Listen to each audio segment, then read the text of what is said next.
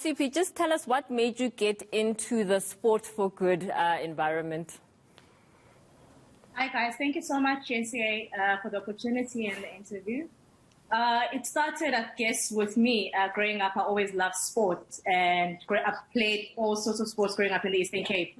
And then when I moved to Durban, for the first time I was 18 years old, and I found out about the sport called basketball. That intrigued me, and that's how I joined, really, because I was intrigued as a netball player to see a sport that looked like netball that I had never seen before.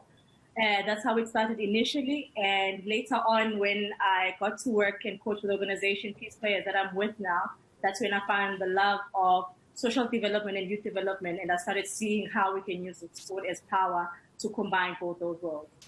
And just more on that last point that you've made, why is it so important in the work that you do around development to use sport, especially since sport is such a big thing in this country? Definitely. Sports is one of the easiest tools, because if you bring a ball at any place, children, adults, everyone just jumps in. You don't need to be, no matter what your religious differences are, your race, or whatever conflict you might have, it's always easy for people to hop on and use sport as a tool to interact, to have fun. And when the person, whether it's a race division, for instance, in that country, in that context, it doesn't matter whether you're black or you're white. When you bring sport, we've seen with our Rugby World Cup in South Africa, how people can come together through context, then we're able to break those barriers and have difficult conversations about issues that young people or women that are facing in our country and across the world as well. Okay. And what age groups do you target, and what's the general response, especially from girls that you interact with? Yes, our organization, Peace Players South Africa, it started in 2001 here in South Africa with the aim to bring people of different races together from primary school, because we're using the sport of basketball to facilitate life skills. We wanted to make sure that the topics that we are bringing, whether it's diversity, stereotype, sexuality, or gender-based violence, accommodative to the youth that we work with. So from grade 6, 7 in primary school, and all the way to matric in high school.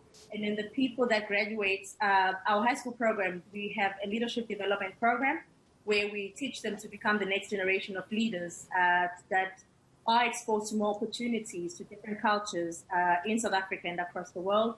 And then the people, when they graduate high school, we give them an opportunity and hire them in our organization as coaches, as area managers, and a person like me who started as a participant in the leadership development program, became a coach, became an area coordinator, an international fellow in Northern Ireland in Belfast, and then came back and started in operations.